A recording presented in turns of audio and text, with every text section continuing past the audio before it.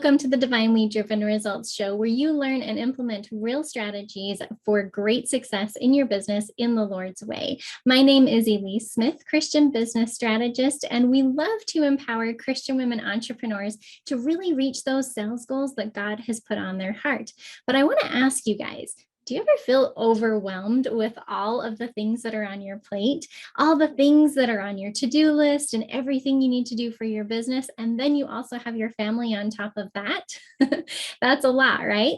Well, we also feel discouragement sometimes where, we try our hardest and we don't always make it to where we want to be. And then, of course, fear and doubt always step in. And so we want to be able to encourage you guys today to let you know that there is a way that you can see the promises of God in Scripture and how you can use those promises to really speak to the lies that keep us bound. And our incredible guest here today is going to go through the 5 R's to talk to your triggers so that you can find the success that you're looking for. So Angie Baughman is a pastor, Bible teacher, writer, and podcaster, and we are so delighted to have her on the show today. Angie, please tell us a little bit more about who you are and what you do. Elise, thank you so much for having me. It's a joy to be here and to serve your audience. As you said, I am a pastor, Bible teacher, author, podcaster, and my ministry is called Steady On. The focus of the ministry is really to identify the lies that we're believing, to figure out the places that we're stuck, and to apply biblical application to help us move forward. And so that's kind of what we do. I have a trauma and abuse background, and the Lord has brought so much healing and freedom to my life through getting to know him in his word. And he invites me to know who he is and believe in who he is instead of being so like willy-nilly and, succumbing, is that the right word, to the ways of the world. And so, And so that's what I just try to encourage other people with, is to know those promises and hold tightly to them. Yeah, I love how you say that too, because it is knowing those promises that are in the scriptures. And they're not just, willy-nilly kind of promises. They're very specific to us. And so I love how you talk about that, especially in your ministry. So of course, here at Divinely Driven Results, we always have our guest choose our topic, which I'm super excited about to talk about today, because we all have these triggers that we go through. So just curious, Angie, why did you choose this topic today? Well, I talk about this quite a bit because it's been something that's been really important in my life. And a trigger is really a small thing that's kind of benign unless it's pulled, or in our case, sometimes unless it's pushed on, right? There are tender spots in us that come from places of woundedness, insecurity, rejection, failure, the things that we all have in different forms. And those are tender spots. And those tender spots are fertile ground for the enemy. And if we're not careful, right, or if we're not aware, I think maybe that's a better way to say it. If we're not aware, something that happens on the outside in our family, as you were saying, in our those places where we are overwhelmed, when it's just a little bit too much that day, right, and something pushes on that tender spot, and we react to the situation that's out there. But if we can sort of call the question or identify what's really going on inside, then we'll have less of that sort of explosiveness. Now I'm talking to myself right now, because I have when that pushes on my trigger, like when I feel that tender spot being pushed on, stood on, if you will, then I have a tendency to lash out, or I have a tendency to get very like self-deprecating, if you will. And it's just it can be a cycle that's very hard to get out of. Yeah, and the adversary uses those against Absolutely. us, right? I mean, not just the trigger itself, but then the self-loathing and all of that just spirals down so quickly before we even realize it. So I'm super excited to learn more about these 5 R's. So tell us the first one. Okay, so step 1 is to recognize, and I have a scripture with each one. So 1 Peter 5, 7, and 8 specifically, it talks about be alert and of sober mind, because your enemy, the devil, prowls around like a roaring lion looking for someone to devour. But the first thing that we need to do is just recognize when something's happening to us, like what's going on in our body. How does anxiety rising, if you will, feel inside us?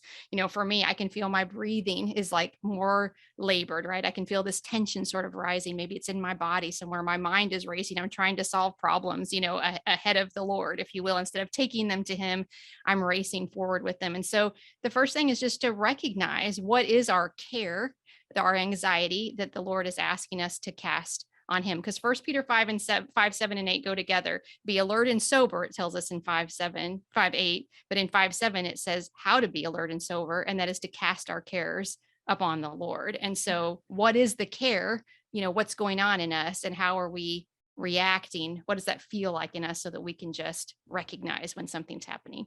Oh yeah. When my triggers are hit, I feel it in my shoulders. Do Like you? Yeah. immediately, I'm just like walking around like this. Yeah. So, Yeah. absolutely. That's Yeah. so important to be aware. Yeah. I think the first step in order to be able to really use the agency and the choice that God has given us is to start with choice, to start with really being aware of what's going on so that we can choose. Love it. Absolutely. All right. What's number 2? Step 2 is to reveal. And John 1:5 says, the light shines in the darkness, and the darkness has not overcome it. And so really what we're asking is, what's going on underneath? And this is a hard question to ask ourselves. So when you feel that, I'll pick on you, when you feel that tension in your shoulders, to stop and say, I feel this, something's going on. What is it that's going on? Now, maybe it's like whatever's going on in our workday, right? But probably what's going in our workday is pushing on that tender spot. And so can we acknowledge that? Can we reveal this is actually what's bringing the angst, what's bringing the anxiety? Like for me, because I've experienced rejection and abuse and trauma, like a lot of times I feel like I'm not enough right now. Right. The enemy uses the same lie. Like the enemy's lie is always be afraid. Like that's always, like, I think at the core of what he's trying, but the way that he preaches that, speaks that to us, can be very different. The enemy, like over and over in my life, says, remember, you'll never belong anywhere. So if I'm doing something in my work and it feels like maybe it's a rejection, right? Or I got a no in something, or, whatever the case may be, instead of handling that just one, like that situation, it goes much deeper for me all of a sudden. And I'm worried about something more globally. But when we can reveal that and say, actually, it's not about this thing that I'm about to react to, it's about this older thing that's tender still in my life. Yeah, exactly. When we can kind of almost put up that mirror and say, what's really going on here? Because Satan wants you to focus on that surface layer issue, right? Yes. And even though he's working underneath and we don't see it down there, that's why he wants you to focus on that surface layer issue, because he doesn't want you to see what's going on underneath. Because he doesn't want us to give the Lord the opportunity to unroot it, because it's something that, that keeps us in turmoil. Yeah, absolutely. Awesome. Okay. Recognize, reveal. What else? Number 3 is remember. And so that verse is Psalm 145:13, which says, the Lord is trustworthy in all he promises and faithful in all he does. And so for me, I think it's so important to remember that the best indicator of future behavior is past behavior, right? How is God going to speak into this? Well, the best way to remember how he's going to speak into this is remember how he's spoken in our lives before, right? I can remember times in devotion time with him, like right in times that I was praise and worship him, and he has spoken to this very thing, this lie that likes to come up in my life all the time. Remember, you'll never belong anywhere. And he has shown me over and over again how that's not true, how his promises are what is true, how the fact Joshua 1:5, I'll never leave you nor forsake you, is true. Jeremiah 31:3, I love you with an everlasting love, is true. Ephesians 2:10, you are my masterpiece, is true. Those are true things. And if we can remember in that moment when we're feeling the tight shoulders, the thing that the email we didn't want to get, we want to send back that nasty email to let them know what we think. No, really, that's about this thing underneath this. You're afraid you're not going to belong anywhere. And this is mine, right? But we all have our things, whatever. Remember, you're never going to belong anywhere. And I can stop and say, oh, that's not true, because I remember the promises of God. I remember the way he's worked in my life. I remember the way he's worked in the stories of people in the scriptures in their lives. This is who God is, and this is the truth. And so step 3 is remember. Beautiful. Oh my heavens. I am like almost in tears because it's so powerful, right? When we remember who we are as a daughter of God, and we remember who our God is. I mean, there's nothing that we can't do without him, with him. And so the thing is that God is an unchanging God. And so why would he ever change from, he can't change from not. What he was and what he promises in order to be able to serve you. And so that is such a powerful, powerful R that you've just shown with us, because it's going to help us to remember who we are and who God is. Yeah. So amazing. Hebrews 13:8, he's the same yesterday, today, and forever. Yeah. Exactly. Yeah. Exactly. Man, if I could quote scriptures like Yeah. her, would be super happy. I thought I was good, but wow, I am No, just no. impressed. I I, love it. I'm a hot mess. I got to have this stuff all the time. It's got to be handy. You've got them like taped all Yeah. over your office. I love it. I love it. It's beautiful. And God really will give you what you need when you need it. Oh And my it's goodness. just Yes. there. Yeah. So I love it. You're an Yeah. incredible Yeah. person. Oh. Okay. Well, tell us, what is number 4? Step 4 is where it all comes together, kind of, or doesn't, right? Because step 4 is receive. The fourth R is receive. And the question in that is, how is God revealing his presence in this experience right now? John 14:27 says, peace I leave with you, my peace I give you. I do not give to you as the world gives. Do not let your heart be troubled, and do not be afraid. And so we know that the Lord offers us an abundance. John 15:5, abide with me. John 15:11, and my joy will be in you and your joy will be complete, right? He offers us an abundance of rest and joy and hope and peace that never fails, that is unshakable, that is incorruptible. And in that moment, when we're feeling the tense shoulders, where we understand that something deep is going on and we remember God's promises, will we humble ourselves enough in that moment to not send the email back or whatever the case may be? Will we humble ourselves for a moment, take a few deep breaths, and say, I receive that which you offer me in abundance? I love that, in abundance as well. It's so, man, I remember I had this experience with my husband where we had set a goal for ourselves and I was just feeling like really frustrated that I didn't feel like I was going to actually achieve it. And I was like, why, God, why would you put this in my heart if I can't achieve it? Right. And I told my husband, I was like, you know what, maybe I should just be happy with what I have. And maybe I shouldn't go for this goal. And maybe God just wants to give me the minimum. And he looked at me square in the face and he said, when has God ever given you the minimum? He is a God of abundance. And so when we seek that, we really do find it. But I love the fact that this step is receive, right? Like I can give you a candy bar, but you have to actually receive it. Yeah. I mean, I could probably force it down your throat if I really wanted to, but you have to receive that, right? And so, and especially because that's our choice to be able to receive it. So I wanted to stop on this one real quick. What are some things that keep us from receiving it? Pride, I think. We think we need the answer right now, or we think we know better. I think that's a lot of it for me sometimes. Or I don't humble myself, which I guess is pride also. I don't humble myself. I'm not willing to pause, and, for me, that's the biggest thing. A lot of times when I'm feeling that tense shoulders, anxiety, that place, and even though I know myself well enough, I know this is about something deeper, but I don't want it to be, because I don't want it to still be about that or whatever. I mean, like, I want this to be over in my life. I don't want this same thing to keep. So I'm just going to deal with this situation in front of me. Right. And the reality is the Lord is calling me into a place of sanctuary with him. Like, you don't need to solve this problem right now. You need to come to me with the bigger one. You need to cast your cares on me so that I can keep you alert and sober and not make the kind of mistake that later, anybody, right? Later, you're going to have to go back and say, I shouldn't have behaved that way. Right. Yeah. Yeah, exactly. Yeah. Thank you for your vulnerability. I think it's so beautiful to be able to hear, these 5 R's, you probably live them every single day, but there are still those moments where you don't want to receive it. Right. No, we held our hand. We talk about in the prodigal son story about the younger son who squanders his inheritance, right? But I think it's so true that the older son squanders his inheritance also, because the father is there for him to provide everything he needs. And the older son he has an attitude of like bitterness, and he holds his hand to that gift and he says, no, that's not the gift I want. That's not enough, and we do that all the time in our relationship with God, where we metaphorically hold our hand and say, I don't want your help right now. And he's a gentleman. He does not force it down our throat, as you said. He doesn't do that. Yeah, exactly. God is a gentleman for sure. That's beautiful. So I just feel like somebody really needs to understand that message, is that it's up to us to receive. And when we do receive, we do feel that abundance. So love that step. Okay. Number 5. I've been excited for this one. Number 5 is repeat. Lamentations 3:23 says that because of the Lord's great love, we are not consumed. 22 and 23, for his compassions never fail. They're new every morning. Great is his faithfulness.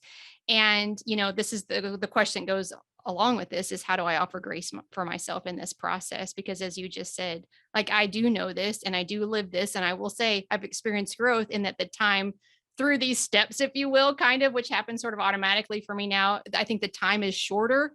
The time to realize I haven't done it is quicker. I think that my relationship is close enough with Jesus that I feel his correction. My heart is tender towards him, and I make the same mistakes over and over and over again. I react in circumstances. I globalize something that should be small, if you will, or it should just be about this, but I make it about this, kind of thing. And so repeat this. Sometimes it's, especially for those of us who have hard stories, and a lot of us have hard stories. Yeah. It's a matter of lather, rinse, repeat, and know that we'll start again. We'll start again the next day. Yeah. And I think that's so important to remember, is that regardless of, how many battles we've fought that day with the adversary and how many times we feel like we've lost, we can always start again because of Christ's atonement. Yes. Because he died for us, and because, we were able to really take on exactly who he is and how he is, and even just in a small portion. And so even if you feel like you failed over and over and over and over again, start again the next day, start again the next minute if you want. Yes, right? Absolutely. And the enemy is, he's very crafty in that a lot of times he changes the circumstance, or he doesn't orchestrate circumstances. I don't mean that, but he changes the message, I guess, changes the lie just enough that it feels new again. And so it's not exactly the same thing on repeat. Like, it's always about being afraid. And for me, it's always about a version of, remember, you'll never belong anywhere. That's a lie, but I tend to believe it. It's a very easy thing for me to believe and fall into, but it doesn't always look exactly the same. And so we are going to fall for it again and again. And then we can, in God's promises, get up again and again.